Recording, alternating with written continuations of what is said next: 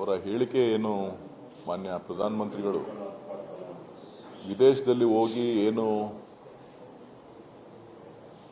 ಎಚ್ಚರಿಕೆ ವಹಿಸಲಿಲ್ಲ ಅಂತ ಅಂದ್ರೆ ನಾವು ಬಡತನದ ದವಡೆಗೆ ತಲುಪಬೇಕಾಗುತ್ತೆ ಅಂತಕ್ಕಂಥ ಒಂದು ಸಂದೇಶ ವಿದೇಶದಲ್ಲಿ ಕೊಟ್ಟಿದ್ದಾರೆ. ಅದು ಬಹಳ ವಿಷಾದವಾದಂಥ ಸಂಗತಿ. ಬಹುಶಃ ಅವರು ಆ ದೇಶಕ್ಕೆ ಸಂಬಂಧಪಟ್ಟಂತೆ ಹೇಳಿದ್ರ ಭಾರತೀಯರಿಗೆ ಸಂಬಂಧಪಟ್ಟಂತೆ ಹೇಳಿದ್ರ ಅನ್ನೋದು ಇವತ್ತು ಮುಖ್ಯವಾಗಿ ನಾವು ಚರ್ಚೆಯನ್ನ ಮಾಡಬೇಕಾಗಿದೆ. ಇವತ್ತು ಈ ದೇಶ ಪ್ರಧಾನಮಂತ್ರಿಗಳು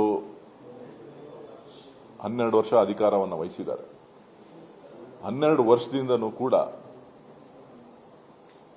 ಹಿಂದಿನ ದರಗಳಿಗೆ ಹೋಲಿಕೆ ಮಾಡಿದಾಗ ಹೆಚ್ಚುವರಿಯಾಗಿ ಸುಮಾರು 45 ಲಕ್ಷ ಕೋಟಿ ಹಣವನ್ನ ಪೆಟ್ರೋಲ್ ಮತ್ತು ಡೀಸೆಲ್ ಗ್ಯಾಸ್ನಲ್ಲಿ ಇವರು ಪಡೆದಿದ್ದಾರೆ. ಈ ಪಡೆದಿರುವಂತಹ ಸಂದರ್ಭದಲ್ಲಿ ಇವರು ಕೆಲವರಿಗೆ ಬೆಂಬಲವನ್ನ ಸಪೋರ್ಟ್ ಅನ್ನ ಕೊಡಬೇಕು, ಯಾರೋ ಒಂದ್ 2-3 ಕಂಪನಿಗಳಿಗೆ ರಕ್ಷಣೆ ಕೊಡಬೇಕು ಅನ್ನೋ ದೃಷ್ಟಿನಲ್ಲಿ ಜನರಿಗೆ ಪ್ರತಿಯೊಂದು ಹಂತದಲ್ಲೂ ಕೂಡ ಹೊರೆಯನ್ನ ಹಾಕಿ ಇವತ್ತು ಏಕಾಏಕಿ ಜನರು ಎಚ್ಚೆತ್ತುಕೊಳ್ಳಿಲ್ಲ ಅಂತ ಅಂದ್ರೆ ನೀವು ಬಡತನದ ದವಡೆಗೆ ತಲುಪ್ತೀರಿ ಅಂತಕ್ಕಂಥ ಏನು ಸಂದೇಶ ಕೊಡ್ತಾ ಇದ್ದಾರೆ. ಬಹುಶಃ ಇದಕ್ಕೆ ನಾವೆಲ್ಲರೂ ಕೂಡ ತಲೆ ತಗ್ಸುವಂತ ವಿಚಾರ.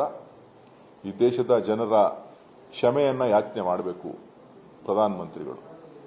ಯಾವ ಅರ್ಥದಲ್ಲಿ ಹೇಳಿದ್ದಾರೆ ಅನ್ನೋದನ್ನ ಅವರು ಕ್ಲಾರಿಫೈ ಮಾಡಬೇಕಾಗತ್ತೆ. ಇವತ್ತು ದೇಶ ಸಮೃದ್ಧವಾಗಿದೆ, ಶಕ್ತಿಯುತವಾಗಿದೆ, ಇಡೀ ವಿಶ್ವದಲ್ಲೇ ಬಲಿಷ್ಠವಾಗಿದೆ. ಆರ್ಥಿಕ ವ್ಯವಸ್ಥೆ ಹಾಳಾಗಿದೆ ಅಂತ ಅಂದ್ರೆ ಅದಕ್ಕೆ ಕಾರಣನೂ ಕೂಡ ಪ್ರಧಾನಮಂತ್ರಿಗಳೇ.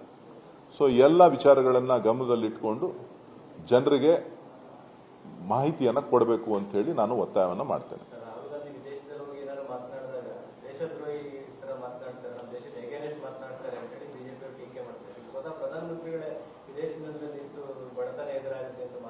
ಅದಕ್ಕೆ ನಾನು ಏನಪ್ಪ ಹೇಳಿದ್ದು ಅಂತ ಅಂದ್ರೆ ಯಾವ ಕಂಟೆಸ್ಟ್ ಅಲ್ಲಿ ಅವ್ರು ಹೇಳಿದ್ದಾರೆ ಅನ್ನೋದನ್ನ ಸ್ಪಷ್ಟೀಕರಣ ಕೊಡಬೇಕು.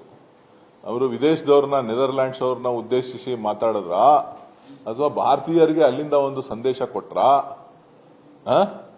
ಅದನ್ನ ಹೇಳಬೇಕು. ಈಗ ರಾಹುಲ್ ಗಾಂಧಿ ಅವರು ಏನೇ ಮಾತಾಡಿದ್ರು ಕೂಡ ಆರೋಪಗಳನ್ನ ಮಾಡ್ತಾರೆ. ರಾಹುಲ್ ಗಾಂಧಿ ವಿದೇಶಿ ನೆಲದಲ್ಲಿ ಹೋಗಿ ಭಾರತೀಯರಿಗೆ ಅವಮಾನ ಆಗೋ ರೀತಿ ಮಾಡಿದ್ರು ಅಂತ. ಇದು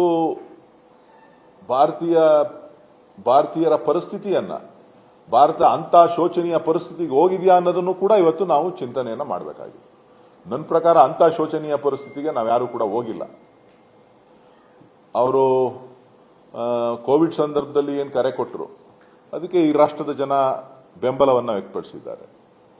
ಸೊ ಈಗ ಏಕಾಏಕಿ ಒಂದಷ್ಟು ಕಠಿಣ ಕ್ರಮಗಳನ್ನ, ಒಂದಷ್ಟು ಶಿಸ್ತು ಪಾಲನೆಯನ್ನ ಮಾಡಬೇಕಾಗಿರ್ತಕ್ಕಂಥದ್ದು ಪ್ರತಿಯೊಬ್ಬರ ಕರ್ತವ್ಯ. ಅದಕ್ಕೆ ಮನವಿ ಮಾಡಿ ಅವರು ಯುದ್ಧ ಪ್ರಾರಂಭ ಆದ ದಿನನೇ ಯಾವತ್ತು ಸಮಸ್ಯೆ ಬಗೆಹರಿತೋ ಅವತ್ತಿಂದನೇ ಎಚ್ಚರಿಕೆಯನ್ನ ವಹಿಸಬೇಕಾಗಿತ್ತು. ಅವತ್ತಿಂದ ಎಚ್ಚರಿಕೆಯನ್ನ ವಹಿಸದೆ ಈಗ ಮಾಡ್ತಾ ಇರ್ತಕ್ಕಂಥದ್ದು ಎಲ್ಲೋ ಒಂದು ಅನುಮಾನಗಳನ್ನ ಕಾಡ್ತಾ ಇದೆ.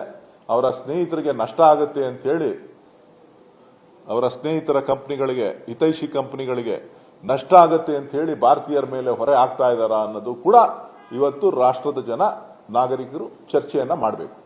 ಬಿಜೆಪಿಗರು 4ನೇ ಆರ್ಥಿಕ ಶಕ್ತಿ ಆದಾಗ ದೊಡ್ಡದಾಗಿ ಮಾತನಾಡಿದ್ರು. ಈಗ 6ನೇ ಸ್ಥಾನಕ್ಕೆ ಕುಸಿದಿದೆ, ಒಬ್ಬರು ಬಯಸ್ತಾರೆ.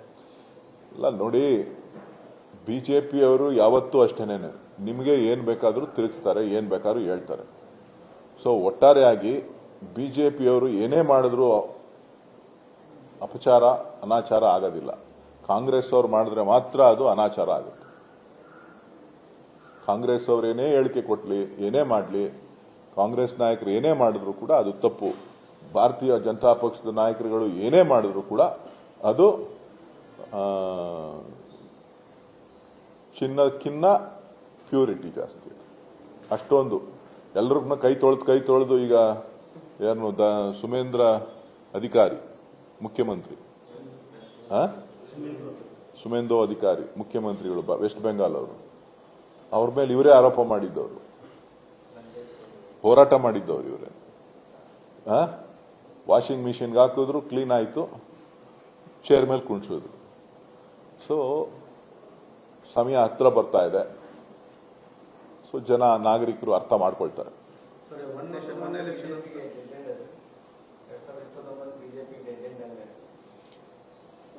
ಜನಕ್ಕಿನ್ನ ಟೈಮ್ ಇದೆ, ಇನ್ನ 4 ವರ್ಷ ಇದೆ, ಕಾದ್ ನೋಡೋಣ. ಒನ್ ನೇಷನ್ ಒನ್ ಎಲೆಕ್ಷನ್ ಅಂತ ಜಾರಿ ಮಾಡಿಸ್ಬಿಟ್ಟಿದ್ದಾರೆ ಸರ್. ಈಗಾಗಲೇ ಅಭಿಪ್ರಾಯ ತಗೊಂಡಿದ್ದಾರೆ ಸರ್. ಡಿ ಕೆ ಶಿವಕುಮಾರ್ ಅವರು ತೀವ್ರವಾಗಿ ವಿರೋಧಿಸಿದ್ದಾರೆ. ಕಾಂಗ್ರೆಸ್ ಪಕ್ಷದ ನಿಲುವೇನು, ಸಾರ್ವಜನಿಕರಿಗೆ ಕ್ಲಾರಿಟಿ ಕೊಡಬೇಕು. ಒನ್ ನೇಷನ್ ಒನ್ ಎಲೆಕ್ಷನ್ ಮಾಡಬೇಕು ಅಂತ ಅಂದಾಗ ವಿವಿಧ ರಾಜ್ಯಗಳಲ್ಲಿ ವಿವಿಧ ಸಮಯಕ್ಕೆ ಚುನಾವಣೆಗಳು ನಡೀತಾ ಇದೆ. ಅದರ ಪರಿಸ್ಥಿತಿಗಳೇನು, ಯಾವ ರೀತಿ ಅವರು ಆಡಳಿತವನ್ನ ನ್ಯಾಯ ಕೊಡ್ತಾರೆ ಅನ್ನೋದನ್ನ ಸ್ಪಷ್ಟೀಕರಣ ಕೊಡಬೇಕು.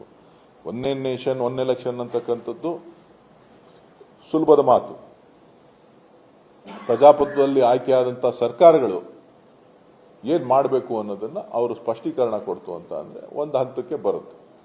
ಮುಂದಿನ ವರ್ಷ ನಡೀತಕ್ಕಂತ ಕೆಲವು ರಾಜ್ಯಗಳ ಚುನಾವಣೆಗಳು ಅದ್ರ ಬಗ್ಗೆ ಯಾವ ದೃಷ್ಟಿಕೋನದಲ್ಲಿ ಕೂಡ ವಿಚಾರ ಆಗಿಲ್ಲ ಅನ್ನೋದು. ಅಲ್ಲ, ಅದು ಲಾರ್ಜರ್ ಇಂಟ್ರೆಸ್ಟ್ ಅಲ್ಲಿ ಚರ್ಚೆಗಳಾಗತ್ತೆ.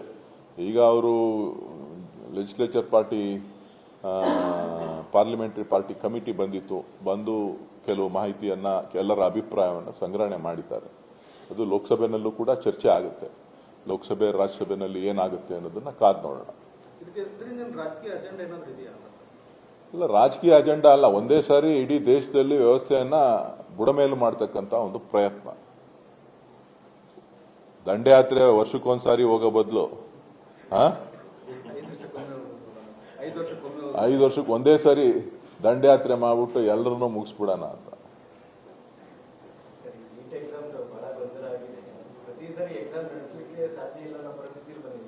ನೀಟನ್ನ ಜಾರಿಗೆ ತಂದಂತ ಸಂದರ್ಭದಲ್ಲೇ ನಾವು ವಿರೋಧವನ್ನ ಮಾಡಿದ್ವಿ. ಅದರಲ್ಲೂ ಕೂಡ ಕರ್ನಾಟಕದ ಕನ್ನಡಿಗರಿಗಾಗುವಂತ ಅನ್ಯಾಯದ ಬಗ್ಗೆ ಕೂಡ ನಾನು ಮಾತನಾಡಿದ್ದೆ. ಕರ್ನಾಟಕದ ಕನ್ನಡಿಗರ ವಿದ್ಯಾರ್ಥಿಗಳಿಗೆ ಯಾವ ರೀತಿಯಾಗಿ ಸೀಟ್ನಲ್ಲಿ ಸಮಸ್ಯೆಗಳಾಗ್ತದೆ ಅಂತ ಹೇಳಿ. ಇವತ್ತು ನೀಟನ್ನ ಜಾರಿಗೆ ತಂದು ಇಡೀ ದೇಶದಲ್ಲಿ ನಡೀತಾ ಇರತಕ್ಕಂಥ ಒಂದು ದೊಡ್ಡ ಹಗರಣ ಇವತ್ತು ಬೆಳಕಿಗೆ ಬಂದಿದೆ. ಇಷ್ಟು ವರ್ಷ ನಡೆದಿರತಕ್ಕಂಥದ್ದು ಕೂಡ ಯಾವ ರೀತಿ ನಡೆದಿದೆ ಅನ್ನತಕ್ಕಂಥದ್ದು ಕೂಡ ತನಿಖೆ ಆಗಬೇಕಾಗತ್ತೆ. ಅವರ ಅನೇಕ ಪ್ರತಿಭಾನ್ವಿತ ವಿದ್ಯಾರ್ಥಿಗಳ ಸಾವು ನೋವು, ಅವರ ದುಃಖವನ್ನು ನೋಡಿದ್ರೆ ಬಹುಶಃ ಪ್ರಧಾನಮಂತ್ರಿಗಳು ಇದಕ್ಕೆ ಉತ್ತರ ಕೊಡಬೇಕು. ಏನೆಂತಕ್ಕೂ ಬಂದು ಭಾಷಣ ಮಾಡ್ತಾರೆ, ಇದಕ್ಕೂ ಬಂದು ಭಾಷಣ ಮಾಡಬೇಕಾಗಿತ್ತು.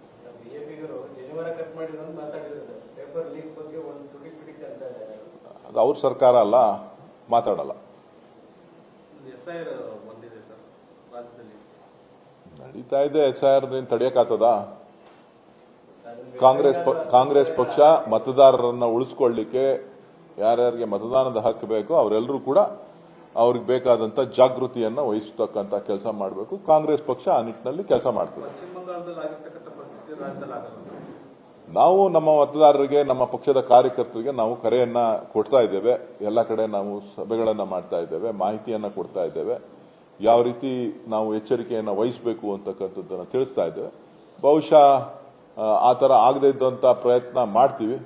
ಇನ್ ಮಿಟ್ಟಿದ್ದು ಚುನಾವಣಾ ಆಯೋಗ ಅವ್ರ ಕೈಯಲ್ಲೇ ಇದೆ, ಏನ್ ಮಾಡ್ತಾರೋ ಗೊತ್ತಿಲ್ಲ. ರಾಜ್ಯ ಸರ್ಕಾರಕ್ಕೆ 22 ತಾರೀಕಿಗೆ 3 ವರ್ಷ ಆಯ್ತು ಸರ್. ಸಾಕಷ್ಟು ಭರವಸೆಗಳು ಕೊಟ್ಟಿದ್ರಿ, ಇನ್ನೂ ಒಂದಷ್ಟು ಬಹುತೇಕ ಈಡೇರಿಲ್ಲ ಅನ್ನೋದು ಪಂಚ ಗ್ಯಾರಂಟಿಗಳನ್ನ. ಅಲ್ಲ, ಮುಖ್ಯಮಂತ್ರಿಗಳು ಸಮರ್ಥರಿದ್ದಾರೆ, ಅವರು ಈಡೇರಿಸ್ತಾರೆ. ಎಲ್ಲಾ ಗ್ಯಾರಂಟಿಗಳು ಏನೇನು ಕೊಟ್ಟಿದ್ರು ಭರವಸೆಗಳು ಎಲ್ಲವನ್ನೂ ಈಡೇರಿಸುವಂತಹ ಶಕ್ತಿ, ಅಗಾಧ ಅನುಭವ ಇದೆ ಅವರಿಗೆ. ಆರ್ಥಿಕ ಸಚಿವರಾಗಿ ಸುಮಾರು 18-17 ಬಜೆಟ್ ಮಂಡನೆ ಮಾಡಿದ್ದಾರೆ. ಮುಖ್ಯಮಂತ್ರಿಗಳಾಗಿ 8 ವರ್ಷ ಪೂರೈಸ್ತಾ ಇದ್ದಾರೆ. ವಿರೋಧ ಪಕ್ಷದಲ್ಲಿ ಕೆಲಸ ಮಾಡಿದ್ದಾರೆ. ಸೊ ಹಾಗಾಗಿ ಎಲ್ಲ ಭರವಸೆಗಳನ್ನ ಈಡೇರಿಸುವಂತಹ ವಿಶ್ವಾಸ ನಮಗಿದೆ. ಒಂದು ತಿಂಗಳಲ್ಲಿ ಉಪಯೋಗ ಮಾಡಬಹುದು ಮುಖ್ಯಮಂತ್ರಿಗಳು ಮನಸ್ಸು ಮಾಡಿದ್ರು. ಕಾರ್ಯಕರ್ತರಿಗೆ ಸ್ಥಾನಮಾನಗಳು ಸಿಕ್ಕಿಲ್ಲ ಅನ್ನುವಂಥದ್ದು ಸರ್. ನಿರ್ದೇಶಕ ಸ್ಥಾನಗಳೆಲ್ಲ ಹಾಗೆ ಭಾಷೆಗಳಿದ್ದಾವೆ. 3 ವರ್ಷ ಅದು ಪಕ್ಷದ ಅಧ್ಯಕ್ಷರು, ವರಿಷ್ಠರು, ಮುಖ್ಯಮಂತ್ರಿಗಳು ತೀರ್ಮಾನ ಮಾಡಬೇಕು. ಚಾಲನೆ ಕೊಟ್ಟಿದ್ದಾರೆ. ಮೊನ್ನೆ ಅಭಿಯಾನ ಕೂಡ ಆಗ್ತಾ ಇದೆ. ಈ ನಡುವೆ ಕುಮಾರಸ್ವಾಮಿ ಅವರು ಬಂದು ಪ್ರೆಸ್ ಮೀಟ್ ಮಾಡಿ ಇದು ದುಡ್ಡು ಹೊಡೆಯೋ ಸ್ಕೀಮ್ ದಾರಿ ತಪ್ಪಿಸುವಂತ ಉದ್ದೇಶ ಮಾಡ್ತೀವಿ. ಯೋಜನೆ ಸಕ್ಸಸ್ ಆಗಬಾರ್ದು ಅನ್ನೋ ಕಾರಣಕ್ಕೂ ನಾವು ಮಾಡ್ತೀವಿ ಅನ್ನೋದು. ನೋಡ್ರಿ, ರೆವಿನ್ಯೂ ಸೈಟ್ಗಳ ಹಾವಳಿ ಸುಮಾರು 25-30 ವರ್ಷಗಳಿಂದ ನಡ್ಕೊಂಡು ಬಂದಿದೆ. ಇಂದಿನ ಯಾವುದೇ ಸರ್ಕಾರಗಳು, ಕಾಂಗ್ರೆಸ್ ಇರ್ಬೋದು, ಬಿಜೆಪಿ ಇರ್ಬೋದು, ಜನತಾದಳ ಇರ್ಬೋದು, ಜನತಾ ಪಕ್ಷ ಇರ್ಬೋದು, ಯಾವುದೇ ಪಕ್ಷಗಳು ಅದನ್ನ ತಡಿಲಿಕ್ಕಾಗ್ಲಿ ಅಥವಾ ಅದನ್ನ ಯಾವ ರೀತಿ ಸರಿಪಡಿಸಬೇಕು ಅನ್ನೋದನ್ನಾಗ್ಲಿ ಯಾವತ್ತೂ ಕೂಡ ಚಿಂತನೆಯನ್ನ ಮಾಡಿಲ್ಲ. ಅವರು ಚಿಂತನೆಯನ್ನ ಮಾಡಿತ್ತು ಅಂತ ಅಂದ್ರೆ ಈ ತರದ ಸಮಸ್ಯೆಗಳು ಇಷ್ಟೊಂದು ವ್ಯಾಪಕವಾಗಿ ಇದು ಹರಡ್ತಾ ಇರಲಿಲ್ಲ. ಸೊ ಇದಕ್ಕೆ ಕೊನೆ ಮಾಡಬೇಕು ಅಂತೇಳಿ ಮಾನ್ಯ ಡಿ ಕೆ ಶಿವಕುಮಾರ್ ಅವರು ಒಂದು ವಿಶೇಷವಾದಂತ ಕಾನೂನಿನ ಚೌಕಟ್ಟಿನಲ್ಲಿ ಯಾವುದನ್ನ ಸರಿಪಡಿಸಬಹುದು, ಮುಂದಕ್ಕೆ ಚೌಕಟ್ಟನ್ನ ಯಾವ ರೀತಿ ವಿಸ್ತರಣೆ ಮಾಡಬಹುದು, ಸುಪ್ರೀಂ ಕೋರ್ಟ್ ಗೈಡ್ಲೈನ್ಗಳನ್ನ ಯಾವ ರೀತಿ ಪಾಲಿಸಬಹುದು, ಹಾಗಾಗಿ ಒಂದು ಯೋಜನೆಯನ್ನ ರೂಪಿಸಿದ್ದಾರೆ. ಕೆಲವ್ರಿಗೆ ಕೇಂದ್ರದಲ್ಲಿ ಕೆಲಸ ಇಲ್ಲ ಅಂತೇಳಿ ಬೆಂಗಳೂರಿಗೆ ಬಂದು ಮಾತಾಡ್ತಾರೆ. ಏನ್ ಮಾಡಕ್ಕಾಗ್ತದೆ? ಒರಿಸ್ಸಾದಲ್ಲಿ ಕೆಲಸ ಇದೆಯಾ ಅವ್ರಿಗೆ? ಇಲ್ಲ. ಮಹಾರಾಷ್ಟ್ರದಲ್ಲಿ ಕೆಲಸ ಇದೆಯಾ ಅವ್ರಿಗೆ? ಇಲ್ಲ. ಅವ್ರಿಗಿರ ಕೊಟ್ಟಿರೋದು ಒಂದೇ ರಾಜ್ಯ ಕರ್ನಾಟಕ. ಅಲ್ಲಿ ಬಂದು ಅವ್ರು ಮಾತಾಡ್ತಾ ಇರ್ತಾರೆ. ಏನ್ ಮಾಡಕ್ಕಾಗತ್ತೆ? ಒಬ್ಬ ಕೇಂದ್ರ ಮಂತ್ರಿ ಕೇಂದ್ರದಲ್ಲಿ ಎಲ್ಲ ರಾಜ್ಯಗಳ ಕಷ್ಟ ಸುಖನೂ ಕೇಳಬೇಕು. ಅವ್ರಿಗೇನಿದ್ರು ಅಲ್ಲಿಗೆ ಕೆಲಸ ಇಲ್ಲ, ಪ್ರಧಾನ ಮಂತ್ರಿಗಳ ಕೆಲಸ ಸರಿಯಾಗಿ ಕೊಟ್ಟಿಲ್ಲ ಅಂತ ಕಾಣಿಸ್ತದೆ. ಹಂಗಾಗಿ ದಿನ ಬೆಳಗ್ಗೆ ಸಾಯಂಕಾಲ ಕರ್ನಾಟಕದಲ್ಲಿ ಬಾಯಿಗೆ ಬಂದಂತೆ ಸುಳ್ಳಿನ ಮಹಾರಾಜ ಯಾರಪ್ಪ ಈ ರಾಜ್ಯದಲ್ಲಿ ರಾಷ್ಟ್ರದಲ್ಲಿ ಅಂತ ಅಂದ್ರೆ ಸದ್ಯಕ್ಕೆ ಕುಮಾರಸ್ವಾಮಿನೇ ನಂಬರ್ 1. ಕುಮಾರಸ್ವಾಮಿ ಹೇಳ್ತಾನೆ ಇರ್ತಾರೆ, ಏನೇನ್ ಬೇಕೋ ಹೇಳ್ತಾ ಇರ್ತಾರೆ, ಎತ್ಕಟ್ಟಬೇಕೋ ಎತ್ಕಟ್ತಾ ಇರ್ತಾರೆ. ಬ್ರದರ್ ಇಲ್ಲ ಅಂದ್ಬಿಟ್ಟು ನಾಳೆ ಬೆಳಗ್ಗೆ ಇನ್ನ ನಿಮ್ಗೆ ಪ್ಲೇಟ್ ಚೇಂಜ್ ಮಾಡ್ಬಿಡ್ತಾರೆ. ಅಂತ ಸುಳ್ಳು ಹೇಳೋದ್ರಲ್ಲಿ ಎಕ್ಸ್ಪರ್ಟ್ ಯಾರ ಇದ್ರೆ ಕುಮಾರಸ್ವಾಮಿ. ನಾನು ಆಕ್ರೋಶ ಬಿಡದಿ ಟೌನ್ಶಿಪ್ ಏನಿದ್ರು ಕುಮಾರಸ್ವಾಮಿ ಅವರ ಕೊಡುಗೆ. ಅವ್ರು ಮಾಡಕ್ ಹೋಗಿದ್ದದ್ದು ಅದು. DLFಗೆ ವ್ಯಾಪಾರ ಮಾಡಿದ್ದವ್ರು ಅವರೇನೆ, ನಾವಲ್ಲ. DLF ಸಂಸ್ಥೆಗೆ ವ್ಯಾಪಾರ ಮಾಡಿದ್ದವರು ಕುಮಾರಸ್ವಾಮಿ ಅವರೇ, ನಾವಲ್ಲ.